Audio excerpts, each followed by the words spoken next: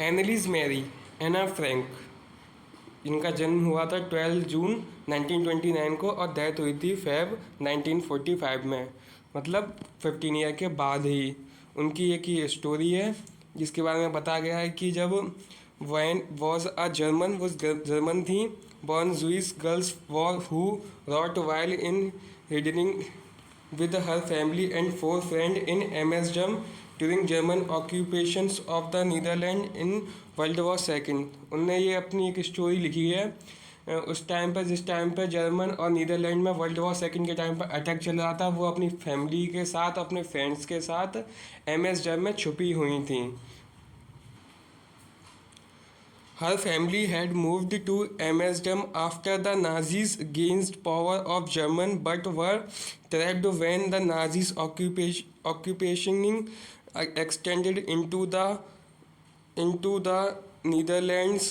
As precautions against the Jewish population increased, the family went into hiding in July 1942 in a hidden room in her father Otto Frank office building. तो वो बताती हैं कि जैसे कि वो juice थी और नाजीज़ की वहाँ पे डोमिनेंसी आ गई थी, उस वजह से वो उन्होंने क्या किया, अपनी फैमिली के साथ छुपना ही सही समझा। वो अपने 1942 में जुलाई में अपने फादर की ऑफिस वाले रूम में जाकर छुप गई। उनके फादर का नाम था ओटो फ्रैंक, ऑफिस बिल्डिंग में जाकर छुप गई थी। After 2 years in hiding, the group was battered and transported to the concentration camp system, where Anna died of typhoid in Bergen-Belsen within day of her sister Margot Frank. तो वो वहाँ पे बताते हैं कि वहाँ पे अपने छुपी हुई थी, 2 साल तक उसी वहीं पर छुपी रही। द ग्रुप वॉज बेटरेटेड, मतलब उनका ग्रुप पकड़ा गया एंड ट्रांसपोर्टेड, उनको ले जाया गया to the concentration camp system where Anna died. Concentration system पे जाके उनके कालगृह थी, उनकी वो थी जेल वगैरह, वहाँ पर ले जाया गया, उनको रखा गया, जिसकी वजह से वो उनकी डेथ हो गई टाइफाइड की वजह से। बेगर Belsen within day of her sister Margot Frank, उनकी उनसे पहले उनकी बहन की डेथ हो गई थी, उनके बाद डेथ हो गई थी। हर फादर और the only survivor of the group, उनके पिता खाली वही बस बचे थे उनके ग्रुप में। रिटर्न टू एमएसडम, जो कि एमएसडम वापस आए after the war end, war ख़त्म होने के बाद, to find that her diary had been saved. उन्होंने देखा कि उनकी डायरी को सेव करते हुए। Convinced that it was a unique record, ये एक उनकी डायरी थी, वो बहुत ही ज़्यादा यूनिक रिकॉर्ड मानी गई है। He took action to have it published in English under the name the diary of a young girl, और उनकी डायरी है वो की पब्लिश हुई है इस नाम से, the diary of a young girl के नाम से। The diary was given to Anne Frank for her 13th birthday and chronically the event of her life from 12 June 1942 until its final entry of 1 August 1944। तो फिर उसमें उन्होंने बताया गया है कि उनने जो डायरी थी वो अपनी 13 बर्थडे पर दी थी। बर्थडे की डेट भी आप देख सकते हैं, 12 जून 1942, 12 जून को ही उनकी बर्थडे हुई, तो बर्थ हुआ था, और 12 जून को उनको डायरी मिली थी। Until it's final entry of 1 अगस्त 1944 तक वो लिखी गई थी। It was eventually translated from its original Dutch into many language and become one of the world's most widely read book। और वही डायरी जो उन्होंने लिखी थी वो वर्ल्ड की सबसे ज़्यादा पढ़ी जाने वाली डायरी निकली। लोगों ने उनको बहुत ज़्यादा पढ़ा, वो अलग अलग लैंग्वेज में भी ट्रांसलेट होके सारी कंट्रीज़ में गई और इतनी ज़्यादा सेल हुई थी उसकी, इतनी ज़्यादा पढ़ी गई थी, बहुत फेमस बुक के नाम से जानी जाती है, the diary of a young girl. There have also been several films, उसके ऊपर कई सारी पिक्चरें बनी हुई हैं, टेलीविज़न पर उसके शो आते हैं, एंड थिएटर प्रोडक्शन में भी वो यूज़ की जाती है, इतनी ज़्यादा पॉपुलर हो गई थी वो। And even an opera based on the diary, एक ओपेरा भी उस पर बेस्ड है। Described as the work of a mature and insightful mind, the diary provided an intimate examination of daily life under Nazi occupations. जो Nazi occupations के time पे जो एकदम क्लोजनेस बताने वाली डायरी थी वो उन्होंने लिखी थी बिल्कुल। Anne Frank has become one of the most rewarded and discussed of the holocaust victims. उसको भी इतनी पॉपुलर डायरी रही है वो, इतनी ज़्यादा उनको सम्मान मिला था उससे, बहुत ही ज़्यादा फेमस डायरी रही थी वो उस टाइम की। तो चलिए आगे मूव करते हैं। बहुत ही इंटरेस्टिंग स्टोरी है ये, चलिए पढ़ते हैं। Writing in a diary is a really strange experience for someone like me. Diary लिखना मेरे लिए बहुत ही अजनबी सा एक ही अलग था मोमेंट था मेरे लिए डायरी लिखना। Not only because I have never written anything before. क्यों, बिल्कुल ऐसी बात नहीं है कि मैंने पहले कभी कुछ लिखा नहीं हो इसलिए मुझे थोड़ा अजीब लग रहा है, थोड़ा अजनबी सा लग रहा है लिखने में, but also because it seem to me that later on neither I nor anyone else will interested in the musings of the 13-year-old school girl। बल्कि ऐसा इसलिए है कि मेरी ना तो मुझे इंटरेस्ट है मेरी स्टोरी में, ना किसी और को इंटरेस्ट होगा शायद इस स्टोरी में, क्योंकि वो कोई ऐसे 13-year-old स्कूल गर्ल की स्टोरी में कोई क्यों ही इंटरेस्ट लेगा। ओ वेल इट डजेंट मैटर, पर लेकिन ये मैटर नहीं करता। आई फील लाइक रिटनिंग, मुझे लिखना पसंद था। And I have an even greater need to get all kinds of things off my chest. उधर बताया गया है थिंग्स ऑफ माई चेस्ट का मतलब है कि जिनकी छाती पर बोझ था एक तरीके से, जो उनके मन में दबाई हुई थी बातें सारी, वो उनको निकालनी थी, इस वजह से उन्होंने उसको लिखना की सोची। Paper has more patience than people. अब वो कहती हैं कि कोई हम जैसे सामने वाले से बात करते हैं वो इतना रिप्लाई वगैरह देता है, हम अपने मन की बातें ज़्यादा अच्छे से कर नहीं पाते हैं, पर लेकिन जो पेपर होता है वो एकदम शांत होता है, हम जो उससे कहना चाहते हैं वो हम कह सकते हैं पेपर पर। तो उस वजह से उन्होंने कहा है paper has more patience, paper में पेशेंस ज़्यादा होते हैं देन पीपल के मुकाबले। I thought of this saying on one of those days when I was feeling a little depressed and was sitting at home। I thought, मैंने सोचा, of this saying, ऐसा कहना कि on one of those days, उन दिनों में, when I was feeling a little depress, जब मैं बहुत ही निराश महसूस कर रही थी थोड़ा सा, and was sitting at home, जब मैं घर पर बैठी हुई थी, with my chain in my hand, मेरे हाथ में मेरी चेन थी, बोर्ड एंड लिस्टिंग लेस, और मैं बोर हो रही थी, wondered whether to say it or go out. I finally stayed where I was boarding, मैं बहुत ही ज़्यादा बोर हो रही थी। Yes paper does have more patience, और मैंने कहा हाँ पेपर में ज़्यादा पेशेंस होते हैं। And since I am not planning, मैंने कुछ प्लान नहीं किया था, to let anyone else read this stuff back notebook grandly refer to as a diary unless I should even finally a real friend, it probably doesn't make a bit of difference. वो कहती है कि एक दोस्त से अच्छी तो मैं डायरी को मानती हूँ, क्योंकि मेरा कोई दोस्त रियल में फ्रेंड बना नहीं है अब तक, इसलिए मैं एक डायरी को ही अपना अच्छा दोस्त मानती हूँ। नाउ आई एम बैक, चलो मैं वापस आती हूँ टू द पॉइंट, जिस पॉइंट पे हम डायरी को लिखने को चाहते हैं उस पॉइंट पे। That permitted me to keep a diary in the first place. I don't have a friend, उसने कहा कि मेरे पास कोई फ्रेंड नहीं है, इसलिए मैं डायरी को अपना फर्स्ट प्लेस देती हूँ, इसलिए मैं अपना दोस्त मानती हूँ। Let's me put it's more clearly, मैं थोड़ा और ज़्यादा साफ करना चाहती हूँ सारी बातों को। Since no one will believe that a 13-year-old girl is completely alone in the world. वो कहती है कि 13 साल की लड़की पूरे वर्ल्ड में अलोन है, कोई भी भरोसा नहीं करेगा इस बात पे। एंड आई एम नॉट, मैं खुद भी नहीं। आई हैव लविंग पेरेंट्स, मेरे पास पेरेंट्स है, एंड ए 16-year-old सिस्टर, एक बड़ी बहन भी है जो कि 16 साल की है। And there are about 30 people I can, 30 और पीपल्स हैं I can call friends. I have a family, मेरे पास एक परिवार है। Loving aunties and a good home.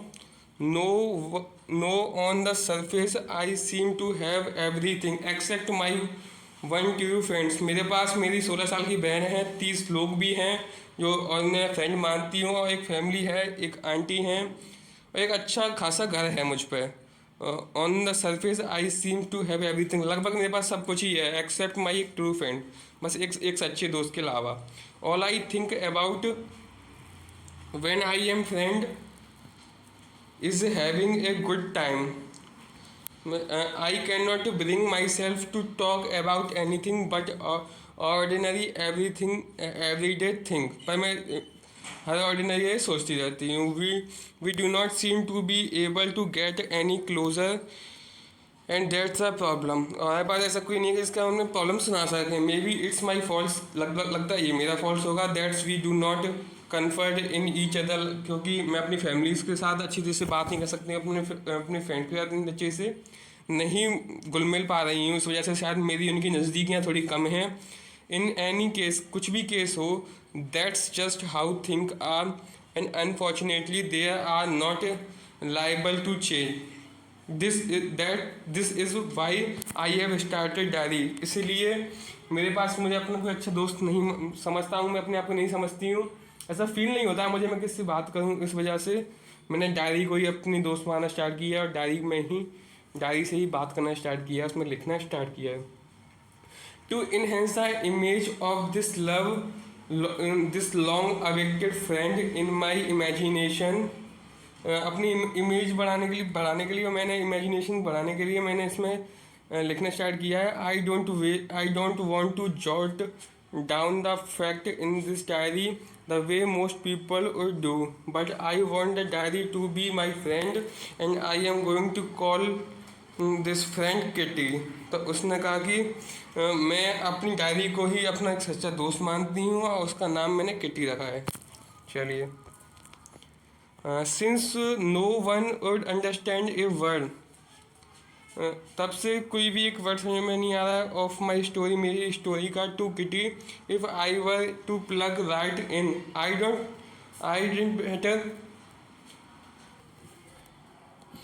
she says, since no one would understand a word of my life story, my stories to Kitty, if I would to plug right in, I don't better provide a brief sketch of my life, much as I dislike doing this.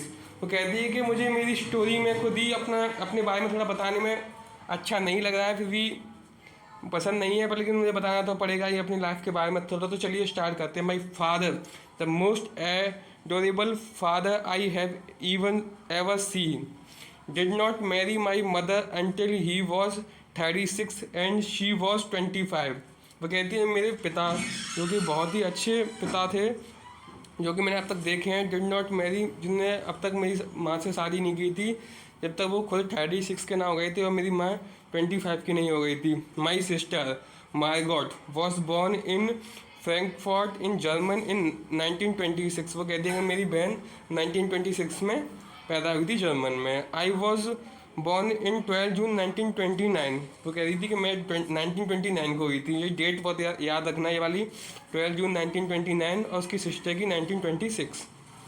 I lived in Frankfurt until I was 4। वो Frankfurt में ही रही थी जब तक वो 4 साल की थी। माई फादर एमिग्रेटेड टू हॉलैंड इन 1933। वो कहती है कि मेरे पिताजी एमिग्रेट हो गए थे, शिफ्ट हो गए थे हॉलैंड में 1933 में। My mother added Hollander Frank went with him. मेरी माँ उनके साथ ही चली गई थी टू हॉलैंड में in September. While Margot and I were sent to, अब कहती है while Margot and I was sent to Aachen to stay with our grandmother. उसने कहा कि मैं मेरी बहन को एकन भेजिए अपनी ग्रैंड मदर के साथ रहने। Margot went to Holland in December and I followed in February when I was plugged down on the table as a birthday present for Margot. वो कहती है कि उसको मार्गॉट को दिसंबर में भेज दिया गया था, दिसंबर में, और मुझे फेब में भेज दिया गया था और मुझे पढ़ दिया गया था ऐसा बर्थडे गिफ्ट मार्गॉट के बर्थडे वाले दिन। I started right away at the Montessori nursery school. मैं उधर पढ़ी थी मॉन्स्टरी नर्सरी स्कूल में। I stayed there until I was 6। मैं उधर पढ़ी थी तक मैं 6 ईयर की नहीं हो गई। Eight which time I start in the first form. जब मैं फर्स्ट गई थी जब मैं फर्स्ट क्लास में गई थी। In the sixth form my teacher was mister Kruprus, the headmistress. At the end of the year, we are both in tears. We are both we were both in tears as we said a heartbreaking farewell. वो जो कही थी जब हम and में जा रहे थे, तब जब साल खत्म हो जाती है, फेयरवेल मिलती है, जब हम मेरी और मेरी उस मिस की आंखों में दोनों में ही आंसू थे। In the summers of 1941 grandma fell ill. 1941 में गर्मियों में दादी माँ की तबीयत खराब हो गई थी and had to have an operation का ऑपरेशन हुआ था। So my birthday passed with little celebration. तो जो मेरी बर्थडे थी वो कम सेलिब्रेशन के साथ सेलिब्रेट हुई थी, बहुत ही कम सेलिब्रेशन हुआ था। Grandmother died in Jan 1942। Jan में दादी की डेथ हो गई थी 1942 में। नो वन नो हाउ ऑफेंड आई थिंक। कोई नहीं जानता था कि मैं कितनी अफेक्टेड हुई थी उस चीज़ से, मैं कितना सोचती थी उनके बारे में, उन्हें कितना प्यार करती थी। This birthday celebration in 1942 was interacted to my up for the others and grandma candles was little along with the rest. उस वाली बर्थडे के साथ मेरी भी कैंडलें लगाई, मेरी कैंडलों के साथ दादी की कैंडल भी लगाई गई थी, रेस्ट ऑफ पीस वाली। The four of us are still doing well and that bring me to the present date of 20 June 1942 and the solemns decided of my diary. तो अब चलिए स्टार्ट करते हैं इस डायरी के बारे में। Dearest kitty, our entire class is क्विकिंग in the boots. वो कहती है उसमें लिखी थी, उसने लिखा है कि हमारी जो पूरी क्लास थी उसके जो पैर थे बहुत कँप रहे थे, बहुत ही डर लग रहा था। The reasons of cause is the forthcoming meeting in which the teacher decided who will move up to the next form and who will be keep the back. वो बच्चे सारे डरे हुए थे, क्लास के सारे घबराए हुए थे। क्यों? क्योंकि नेक्स्ट मीटिंग होने वाली थी, उसमें बताया जाता कि कौन से बच्चे नेक्स्ट फॉर्म मतलब नेक्स्ट क्लास में जाएंगे और कौन से बच्चे वापस जाएंगे, उसी क्लास में पढ़ेंगे, कौन से बच्चे पास होंगे, कौन से बच्चे फेल होंगे।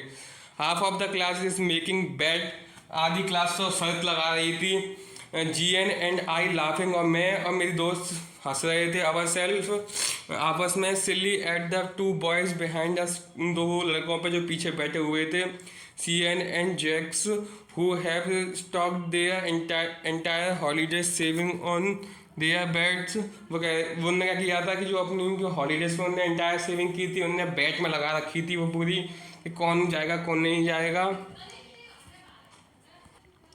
From morning to night it's you are going to pass, no I am not, yes you are, no I am not. वो कहने लगे तुम जाओगे तुम नहीं जाओगे, तुम जाओगे तुम नहीं जाओगे। Even jeez please glance and my anger out busted can not claim them down if you ask me. अगर तुम मुझसे पूछो, there are so many dummies that's about a quarterly of the class should be keeped back. अगर तुम मुझसे पूछो तो मैं बताऊँगा उसमें बहुत सारे बद्दू बच्चे हैं जो कि वापस जाने वाले हैं वापस वाली क्लास में। But teacher are the most unpredictable creations on the earth. वो कहती है कि टीचर एक अनप्रेडिक्टेबल क्रिएशंस है अर्थ पे। आई am not so worried about my girlfriends and my self. वो कहती है कि मुझे अपनी फ्रेंड्स पर और मुझ पर पूरा भरोसा था और उनकी चिंता नहीं हो रही थी। Well we will make it, हम कर लेंगे इसको। The only subject I am not sure about is maths. वो कहती है कि मुझे मैथ का ही डर था बस। Anyways we can do it, wait, हम खाली इंतजार करेंगे इसका। अनटिल, जब तक, until then we keep telling each other not to lose heart. जब तक हम एक दूसरे को बोल के निराश नहीं करेंगे और ऐसी बारे में बात नहीं करेंगे। I get alone pretty well with all my teachers. मैं अपने टीचरों के साथ, सारे टीचर के साथ थोड़ा अच्छे से रहती थी और सारे मेरे अच्छे थे। There are 9 of them. 9 teachers थे जिनमें से 7 तो मैन थे, 2 वेमेन थी। मिस्टर केसिंग द ओल्ड फॉर्गी हु टीच मैथ। वो कहती है कि मिस्टर केसिंग जो मैथ पढ़ाते, केसिंग जो मैथ पढ़ाते थे वो थोड़े ओल्ड स्टाइलिश थे, ओल्ड पर्सनैलिटी थी। Mister Keesing was annoyed with me. वो थोड़ी सी अनबन रहती थी मेरी और उनकी for age for ages because I talked so much, और कि मैं बहुत ज़्यादा बोलती थी। आफ्टर सेवरल वार्निंग, बहुत सारी वार्निंग के बाद भी ही असाइंड मी एक्स्ट्रा होमवर्क, वो मुझे बहुत एक्स्ट्रा होमवर्क दिया करते थे क्योंकि मैं ज़्यादा बोलती थी। As an essay on the subject, उनने एक सब्जेक्ट पे ऐसे दिया मुझे, ए चार्टेड बॉक्स, एक चार्टेड बॉक्स पर, a chatterbox, what's can you write about it, तुम उस पर क्या लिख सकती हो। I don't worry about that letter, मैं उस लेटर के बारे में वरी नहीं हुई। I decided, I jotted down the title in my notebook, tucked it in my bag and tried to keep quiet। मैंने उस टाइटल को अपने में लिखा नोटबुक में, उसको बैग में डाला और उसके बाद मैं बिल्कुल वरी नहीं हुई, मैं शांत हो गई बिल्कुल। दैट्स इवनिंग, उस शाम को, after I did finish the rest of my homework, मैंने अपने सारे होमवर्क ख़त्म करके द नोट अबाउट द ऐसे काट माई आइज़, उसने कहा कि मैंने अपनी आंखों से उसको देखा, मेरी नज़र पड़ी उस पर ऐसे पर। आई बिगिन थिंकिंग, मैंने उस पर सोचना स्टार्ट किया अबाउट द सब्जेक्ट के बारे में। While chewing the tips of my fountain pen, जो फाउंटेन पेन होता है उसकी मैं ऊपर वाली कैप को खाने लगी थी। Anyone could ramble on and leaving big space between them, कोई और होगा उसमें वैसे ही उल्टा सीधा लिखने लगेगा, थोड़ी थोड़ी गैप छोड़ने लगेगा, उसके स्पेस छोड़ने लगेगा उसके बीच में, जिससे वो कंप्लीट हो जाए। But the trick was to come up with convincing argument to prove the necessity of talking. पर लेकिन मेरी जिस तरीके से बहस हुई थी, मुझे थोड़ा टू द पॉइंट चीज़ें लिखनी थी और थोड़ा सही पॉइंटर लिखने थे। I thought and suddenly I had an idea, मैंने सोचा, बहुत सोचा, फिर मेरे दिमाग में एक आइडिया आया। I wrote the 3 page of Mister Keesing and assigned me, मैंने 3 पेज लिख दिए उस पर और असाइनमेंट कंप्लीट कर लिया मिस्टर किसिंग्स का। एंड वॉज स्टेटिफाइड, और सेटिस्फाइड हुई मैं। I argue that talk is a student trait and that's I would do my best to keep it control, और मैंने कोशिश की उसको पूरा समझने की और मैंने अपना बिलीव रखा। But that I would never been able to cure myself of habit since my mother talking as much as I did not more, and that's there not much you can do about inherited traits. उसने कहा कि, वो कहती है कि जैसे कि मेरी माँ को बहुत ज़्यादा बोलने की आदत थी, वैसे ही मुझे बोलने की आदत थी। जैसे इनहेरिटेड ट्रेड्स का मतलब होता है कि अपने जो ट्रेड्स हैं अपने पेरेंट्स के, वो आप में आ जाना। तो उसने कहा था कि मेरी माँ बहुत ज़्यादा बोलती थी, इस वजह से मैं भी बहुत ज़्यादा बोलती थी। Mister Keesing's had a good laugh at my arguments, but when I proceed to talk my way throughout the next lessons he asked me as a second essay. वो कहती है कि Mister Keesing's had a good laughter, वो उस पर हंसे थे at my मेरी आर्ग्यूमेंट्स पे। But when I proceeds to talk my way throughout the next lesson he assigned me a second essay. पर लेकिन मैं फिर बहुत बात करने लगी तो उन्होंने ये कोई ऐसे मुझ पर दिया। This time it was supposed to be an incorrigible chatterbox. I handed it in and Mr. Kissing had nothing to complain about for 2 whole lessons। मैंने वो भी कंप्लीट कर दिया और मिस्टर किसिंग्स ने कुछ छोड़ा ही नहीं, मैंने कुछ जैसे कि वो मुझे वो पनिश कर पाए। However during this 3rd lessons he did finally had enough Anne Frank as punishment for talking in class writing an entire entitled. तो उन्होंने कहा, फिर दोबारा वो मेरी बातें करने लगी तो वो परेशान हो गए। उन्हें 3rd टाइम मुझे वो दिया ऐसे, उसका नाम था quack quack quack said mistress chatterbox. The class पूरी हंसने लगी। I had to laugh too, मैं खुद भी हंसने लगी। Throughout I don't near exhaust my imagination originality on the topic of charted box. It was time to come up with something else sometime originally. My friend Sani, who's good at poetry, वो कहती कि मेरी जो friends थी वो एक अच्छी poetry थी लिखने वाली थी, और offer to help me write, उसने मुझे ऑफर किया कि मैं तुम्हारी हेल्प करूँगी ऐसे लिखने में था, essay from beginning to the end, starting से लेकर एंड तक। एक पोइट इन वर्स एक पोइट्री की सेंस में and I jumped for joy, मैं खुशी के मारे उछलने लगी। Mister Keesing's were trying to play a joy on me joke on me. Mister Keesing ने एक जोक मारने की कोशिश की मुझ पर with the ridiculous subject but I don't make sure the joke was on him. उन्हें एक जोक मारा बहुत ही भद्दा था उन सब्जेक्ट के ऊपर, मेरे पे ऊपर, लेकिन मैंने उनको ज़्यादा वो नहीं किया। आई फिनिश माई पोएम, मैंने पोएम ख़त्म की एंड इट वॉज ब्यूटीफुल, बहुत शानदार थी। It was about a mother duck and a father swans with 3 baby ducklings who were between to death by the father because the card too much.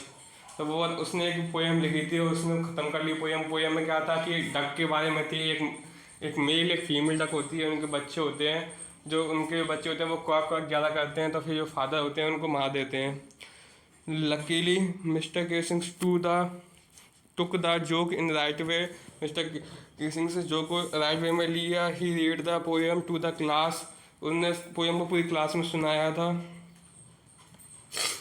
his own comments and to several other classes as well, और कुछ अलग अलग classes में। since then I have been allowed to talk, उस दिन से फिर मुझे क्लास में बोलना अलाउ किया गया। and have not been assigned any extra homework, और मुझे कोई भी एक्स्ट्रा होमवर्क नहीं दिया गया। on the contrary Mr. Casings always making jokes these days, और उस मिस्टर केसिंग्स ने भी जोक किए उस पर। यो एना exchanged from the diary of and a young girl with, तो फिर ये स्टोरी उसमें से ली गई है जिसका नाम है the diary of a young girl. Thanks for watching, do subscribe my channel. I am sorry for some mistakes in spellings and pronunciations, I am sorry for that. This is my first second times for that, so I am sorry for that, and thanks for watching, keep supporting, love you guys.